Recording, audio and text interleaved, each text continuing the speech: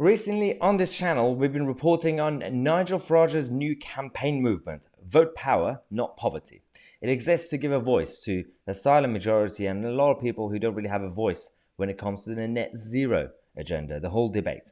It is there to promote a net zero referendum because the group believes that it's not just a one policy that could be left to the establishment and representatives in parliament to sort out. It's almost as big as a constitutional question because it affects all aspects of our lives. Fair enough. And it's there to grow the movement and to organize events. Well, they organized an event towards the end of this month in Bolton. It was supposed to happen with Richard Tice and Nigel Farage and many others. It's been forced to be cancelled thanks to the woke brigade and the lefties, who until 10 minutes ago used to go on the streets and shout people power against the establishment. Ironically, now they're doing the job of the establishment for them.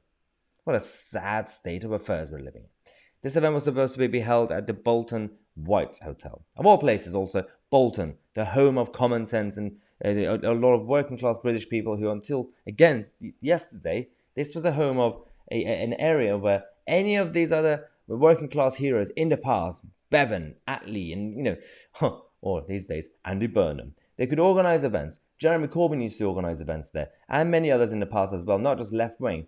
And people used to say people power. But now, a very specific niche of liberal left-wing spoiled kids are able to create these peer pressure campaigns, a mob rule mentality, to force venues like the Bolton Whites Hotel to cancel because it's too controversial. Really? Of all causes. Like, even Brexit. Like when Nigel Farage was UKIP leader at the time organising events, even that was more controversial than this. How is this, a net zero referendum, controversial?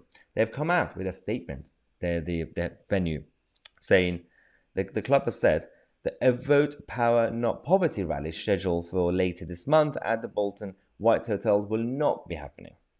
The event has been cancelled by the club and is not something that the club and the business wishes to be associated with. Not really sure if you hold an event for something you be actually associated with it. And it makes absolutely no sense. But this is the world we live in, the cancel culture world. It's not like in the past anymore, where the Wembley Stadium could hold an event, hypothetically, for Karl Marx, and the next day for Winston Churchill.